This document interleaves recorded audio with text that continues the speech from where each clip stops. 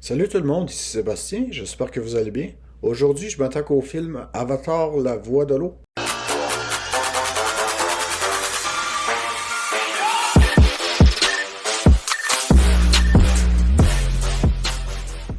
Dans Avatar, la voix de l'eau, on suit les aventures de Jake Sully et de Neytiri. L'histoire se déroule plus d'une décennie après les aventures du premier film. Ceux-ci, Jake et Neytiri, sont bien établis dans la vie. Ils ont décidé de former une famille avec 4 ou 5 merveilleux enfants et, pour eux, il semblait filer le parfait bonheur. Par contre, bien sûr, ce bonheur-là est de courte durée.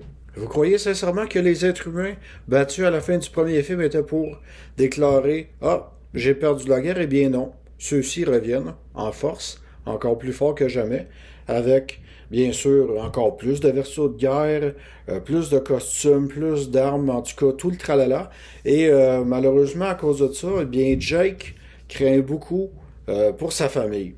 Jake et Neytiri décident de s'isoler et aller voir le peuple de l'eau de la planète Pandora. C'est certain que Jake et Neytiri vont voir de toutes les couleurs dans cette histoire assez spéciale en soi. Pour ce qui est du film, on parle vraiment d'un trip visuel saisissant.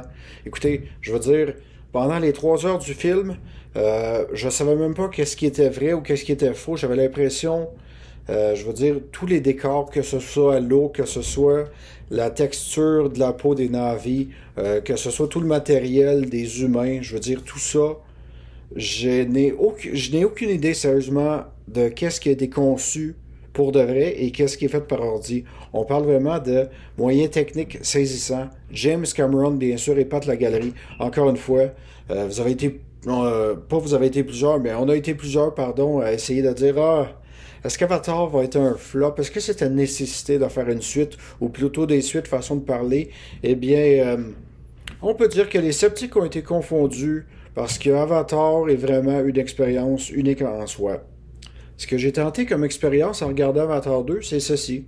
J'ai décidé de regarder la veille le premier film et d'aller voir le deuxième film le lendemain. Et c'est une expérience vraiment particulière parce que dans le premier film, on nous présente vraiment la planète Pandora, le nom des créatures, je veux dire les couleurs, tout l'écosystème, vu que dans le premier film, on suit ça du point de vue de la forêt. Dans le deuxième film, c'est vraiment le point de vue marin. Et ce qui est vraiment spécial en soi, c'est que on voit vraiment toutes les similarités du premier film au deuxième film. Je peux comprendre que M. Cameron a voulu appliquer une recette, façon de parler, assez by the book. Ce que j'entends par là, c'est que si vous voyez le premier et si vous voyez le deuxième, façon de parler, dans la même semaine ou assez proche, vous allez vraiment remarquer beaucoup de détails similaires qui se ressemblent en soi. Je veux dire que ce soit pour l'évolution des enfants de Jake, l'adaptation de Jake Neytiri et toute sa famille avec le peuple de l'eau, tout ce qu'il doit réapprendre. On s'entend, bien sûr, que le scénario est peut-être un peu plus mince et que les dialogues sont relativement clichés. Écoutez, dans le cas de la famille de Jake Sully, on a vraiment le stéréotype. Genre la petite fille de 7 8 ans qui est un peu plus peureuse, craintive, qui est plus près de sa maman. Ou plutôt l'adolescente de 13 14 ans qui essaie de trouver sa place et n'est pas assez bien compris par sa famille, essaie de savoir, ok, je suis Kiri et quel est mon rôle dans toute cette grande histoire. Et bien sûr, les deux garçons, les deux aînés rebelles, de dire, ok, toi t'es fils à papa, eh bien lui t'aime mieux. Ah, ben pourquoi toi tu décides d'être rebelle au lieu de suivre les ordres de ton père, bla bla bla. Vous voyez le genre dans le fond. Tout ce qui est scénario, c'est vraiment du matériel connu. C'est une bonne chose d'avoir fait ça, mais en même temps, on espère avoir un peu plus de viande autour de l'os. Quand vous voyez le film, ben dans le fond, j'ai vu le film, c'est la deuxième fois que je le vois, et bien, à force de le voir, ce film-là, on arrive à comprendre, de dire, OK, j'ai l'impression que tel personnage va se rendre là, autre personnage va se rendre là, et tout ça. Donc, la première fois, c'est sûr que ça fait un drôle d'effet, mais la deuxième fois, on se dit, OK, peut-être qu'il y a une raison pourquoi que les personnages agissent de la sorte, mais dans le fond, les suites, il y a en tout 3 suites qui sont censées s'en venir à 2 ans d'intervalle. Eh bien, ça nous promet dans le fond un super de beau spectacle et vraiment avec une finale. Dans le fond, le cinquième film va être une finale extrêmement grandiose et épique en soi. Il y a des rumeurs par rapport aux autres suites de films. Pour le numéro 3, Selon les dires de M. Cameron et du producteur John Lando, eh bien, on va rencontrer le peuple du feu qui porte le sobriquet de Ash People.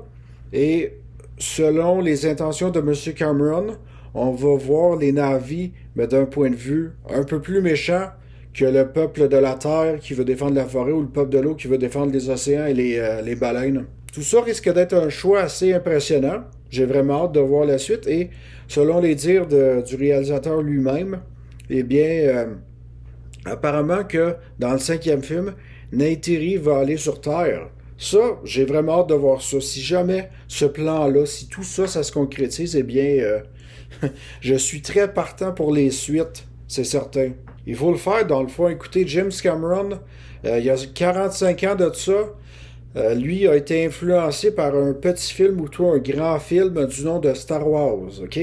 Et Star Wars, dans le fond, vous voulez savoir, lui, c'est quoi? L'emploi de M. Cameron, eh bien, figurez-vous donc ceci. Il était conducteur de camion, OK? On s'entend, OK? On se met ça en tête. Il y a 45 ans, conducteur de camion, conducteur d'autobus, boum, 45 ans plus tard, décide de devenir un réalisateur canadien à la filmographie extrêmement impressionnante qui a développé des technologies qui servent aux films d'aujourd'hui. Donc, M. Cameron, vous avez mon respect. En dépit du scénario conventionnel et du développement des personnages que j'ai hâte de voir plus détaillé, ce film est un merveilleux trip visuel. Ne manquez pas Avatar sur grand écran. Peu importe si le film dure 3 heures, écoutez, les gens au cinéma payent 12-13 piastres. Je sais que 3 heures c'est long, mais honnêtement, je ne peux pas m'empêcher de regarder les séquences où les enfants, en particulier l'aîné de la famille, se lie avec une baleine. Tout ça, c'est tellement impressionnant, renversant. Même vu en 2D et non en 3D, c'est encore mieux. J'attends impatiemment l'arrivée du Blu-ray juste pour voir le making-of de 3-4 heures à savoir comment ils ont tourné ce superbe film épique. Si vous avez aimé cette vidéo, n'hésitez pas à mettre un pouce en l'air, commenter, partager celle-ci et de vous abonner à la chaîne YouTube et Facebook L'Odyssée des Passionnés. Et dites-moi donc dans les commentaires, avez-vous vu dans le fond le premier film et après le deuxième? Avez-vous vu seulement le deuxième? Comment a été votre expérience cinéma? Et selon vous, qu'est-ce qui va se passer dans les autres suites de films?